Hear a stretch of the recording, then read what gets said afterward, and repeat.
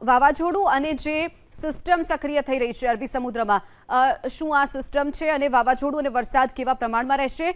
વિંડીના માધ્યમથી જાણીએ મારા સહયોગી ઝિલન પાસેથી. જી ઝિલન. જી શિવાંગીની, વિંડીના માધ્યમથી આપણે સમજવાનો પ્રયત્ન કરીએ તો આપણે જોઈ શકીએ છીએ અરબ સાગરની અંદર કે જે અત્યારે લો પ્રેશર બનેલું દેખાઈ રહ્યું છે તે ડિપ્રેશનમાં ફેરવાય તેવી શક્યતા છે, પરંતુ તેની જે અસર જોવા મળી રહી છે તેના કારણે અત્યારે તો રત્નાગીરી, સતારા, પુણે, આ બધા જે મુંબઈ અને તેની આસપાસના ભાગો છે, પણજી, આ જે દરિયાકાંઠાના વિસ્તારો છે મહારાષ્ટ્રના, ત્યાં તેની વધારે અસર જોવા મળી રહી છે ને તેના કારણે મહારાષ્ટ્રના અનેક વિસ્તારોની અંદર ભારે વરસાદ વરસી રહ્યો છે.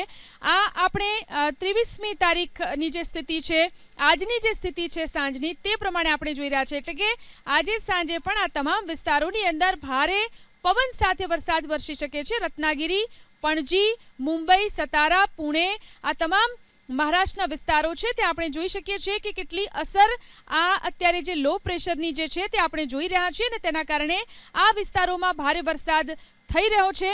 આ ઉપરાંત જો ગુજરાતની જો વાત કરીએ, ગુજરાતમાં આપણે જોઈ શકીએ છીએ આની અંદર કે ગુજરાતનો જે દરિયાકાંઠાનો ભાગ છે, ખાસ કરીને દક્ષિણ ગુજરાતની અંદર, અને આ ઉપરાંત જે સૌરાષ્ટ્રના અમુક વિસ્તારો છે તેનો જે દરિયાકાંઠાનો ભાગ છે, સુરત, નવસારી, વલસાડ, ભાવનગર, આ તરફ ઉના, વેરાવળ ના જે વિસ્તારો છે ત્યાં આ જે ડિપ્રેશન છે તેના કારણે વરસાદ વરસી રહ્યો છે.